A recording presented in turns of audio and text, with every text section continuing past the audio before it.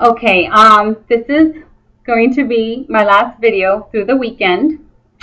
Um, Actually, no, it's not because I love to videotape.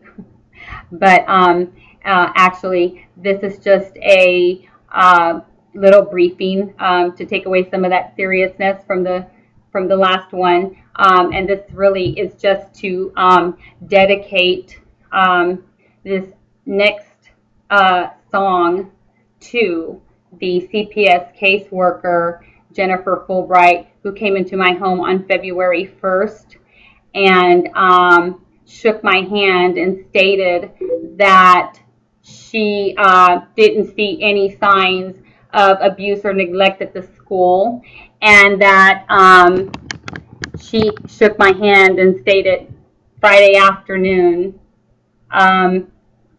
Miss Pruitt, don't let this ruin your weekend. You're going to be fine. She took a picture of my daughter's room. She took a picture of my refrigerator to make sure I had enough food in there. And she still left, assuring me that everything was fine. But yet I did receive a paper from CPS stating that it was undetermined on the physical abuse, which that is incorrect. My radical outlaws, all I have to say about that is I cannot believe that my mother-in-law, after 6 years from my divorce, called me her daughter, was in my home every day, if just about every day. The trust and betrayal that I have gone through, I am actually over that part now. I accept it. I understand that this is my daughter's family, but I will never have anything to do with them as far as them and I. That part is over. But I do not want my daughter to not have a father and that family, because that is not the person that I am. I was not brought up that way. She is to have a father and she is to have her grandparents. But that is up to the judge on how he wants that done. Do I trust them? No, not anymore. Not after 20 years and 6 years of betrayal after my divorce. I feel very saddened and sorry for them that at their age, they are not smart enough to see past their nose and their selfishness. And I am just going to continue to pray about them. And I'm also going to continue to pray more so for my daughter and what she's endured. And I am going to be there every step of the way to ensure that my daughter gets the best care possible. And I will be her protector from evil. Mainly God will. I actually, after that being said, I'm glad that this is almost over, because it nearly tore me up. And I don't have the words, and this is not a time to get saddened, because I am going to see my kid finally today. But all the people that stood in my way of seeing my daughter without a court order, and also were alongside the aligned parent who hadn't been there in the last 6 years, is beyond me. We're going from CPS to the CPS, the caseworker, Jennifer Fulbright, to Klein Independent School District, which is Hildebrandt. And at Hildebrandt, it was not only the assistant principal, Lauren Marty, who was responsible, who told me that through CPS and the crisis counselor, Lori Cook, that I was not allowed on the property to see my daughter, even though they did not have a court order. I also made an appointment at one point. I went in and spoke with Dr. Jones, who is the principal of Hildebrandt, and the PE teacher, and the cop that works there on the property. And I went in with nothing but facts. I went in with paperwork regarding the family law court system and how it operates in Houston, Texas, especially our district. My court's the 245th court, don't forget. I went in with CPS policies and guidelines. I also went in with signs and symptoms of physical abuse, signs and symptoms of mental abuse, and signs and symptoms of emotional abuse. I had facts. That's what I've been taught in school. That's what I go by as a registered nurse, is facts, not opinions. When I went in and spoke to the principal of Hildebrandt, I was told that he had to call the crisis counselor. I said, fine. They didn't listen to anything I had to say. They didn't think that I was important. My last years of being with Olivia, it was like it was flushed down the toilet. No one listened to a word I had to say. Not CPS, not the crisis counselor, Lori Cook, not the assistant principal, not the principal. No one allowed me any contact with my daughter from February 1st until March 19th. I cannot begin to explain to you how I felt, how crushed I was that me being her mother meant absolutely nothing to anybody. I was in total disbelief and shock that these people were aligned with the grandparents, number one, who aren't even the mother, and the father who has not even been here. The reason I'm even discussing this and talking about it openly is because in 4 months, no one has given me the chance to open my mouth and to tell my story. And I'm saying it now because, honest to God, I don't know how much time they're going to give me in the courtroom tomorrow. And I want everybody to know the names of the people that were responsible, who kept me from my daughter, how they did it.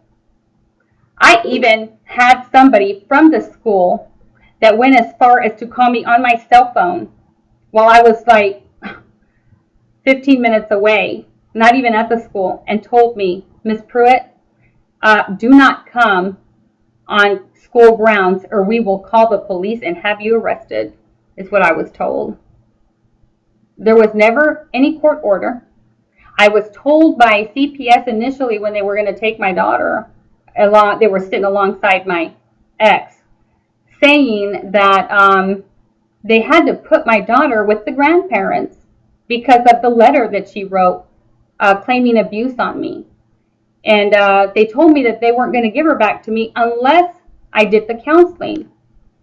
Well, I said, I don't understand it, but if I do it, where are you going to put my daughter? Because I do know that they're involved in what's going on. It was also different. It was a matter of being awarded $15,000 child support in January. It was a matter of his getting married in September to a new wife who didn't want to pay child support, who didn't want to be responsible, didn't want to have anything to do with me. She made that very clear, not only to Olivia's father, but also to my daughter, because she told me so. She said, Nancy Pruitt, the registered nurse who works at Jasper Memorial in Jasper, Texas, says that she doesn't want to have anything to do with you and she will never, ever meet you. Her father told me the same thing.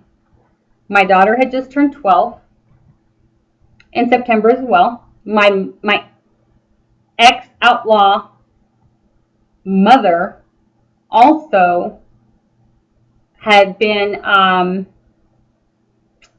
retired and also wanted a piece of the pie.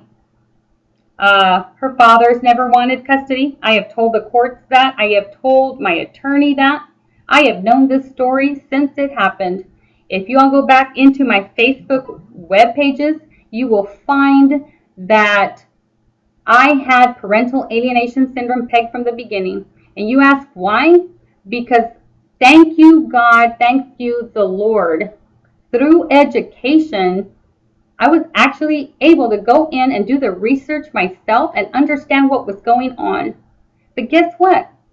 Nobody listened to me. Even when I went to court, nobody listened to me.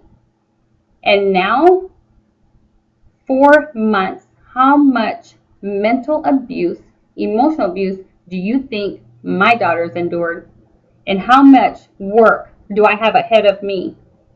And where I'm going to have to protect my daughter. And they're saying that I'm crazy because I was angry that they kidnapped my child and modified her mind. Not only that, the family, the entire family mocking my concern. I really just don't even have any words to describe the situation that has currently happened to me. And I really don't know what the judge is going to do, because as far as the consequences for what they've done, only God knows. And I'm going to have to pray to Him to come into my heart and make it better, because I have no trust for anybody. I have been so damaged that I have been so just angry and aggression and just not myself. All of my friends have put up with me in a state that is not me. Every one of them that I've known for over anywhere from 5 to 20 years. It's just a disgusting situation. One last person too that I want to make sure he gets paid back is Dr. Neistat, the one psychologist that got paid by my outlaws to go down to the courthouse and state that he knew who I was when he actually never had met me. Stood in front of the judge and lied about me when he never spoke to me. Listened to the aligned parent, to the grandparents, but thank God that the judge in 245th Court is no fool. And I'm glad that I was lucky enough to have that kind of a judge, because if I didn't, I probably would have ended up, or they would have tried to put me in some type of hospital. Do you know how that makes me feel after trusting these people for 20 years while their son is having a good old time and getting DWIs the last 6 years, and I'm trying to finish school and maintain a living for me and my daughter? These people are brainwashing my kid. It's called parental alienation syndrome. Mark it. You need to sign the petition and don't deny it. And actually, I am going to dedicate what's happening now, my intelligence and my love for God. This is for Olivia Yanez-Owens and for Charles Barry Owens, my parents who are up in heaven. And guess what? Guess what, Mom and Dad? We need it done. I can guarantee you, I haven't been to court yet, but I know for a fact that God has given me Olivia back. And this song right here by Cat Stevens, it's called Peace Train. I am fighting peace, even though I will never forget. I do forgive, but I don't forget. And my daughter, I will make sure that I keep her safe. So, enjoy this song, and you need to sign that petition. Sign it. Don't deny it. Love God. He wants you to remember the children that are number one, that are fixing to bring the future, our future, to this country and improve it. They're not going to improve it if people like Olivia's dad think that they're above the law. You need to wisen up, take your 10 minutes off of your day and sign that petition, because guess what? We only have until June 7th. And I don't know what Obama's doing or what Congress is doing or any of these petition people, politician people. So, look it up. It's a petition. There's 2 of them. You can do CPS, reform. You can do the parental alienation syndrome, improve the laws there to where we don't have to spend another 2 months to prove what an abuser is doing. Do you know what those last 2 months did to my daughter? Because you have no idea what these last 2 months have done to me. But I can make sure that at one point everybody knows how bad it was. But guess what? God was there. And now at rntoday.org, I'm there for you. I'm there for the Mexican people, Mexican American, for all people that have nowhere to turn to, don't have any money, no assistance. I'm there. And I'm going to answer every question that you have. And I'm going to make sure that you're not alone suffering. So, I will be with you, and so will God. Have a wonderful day.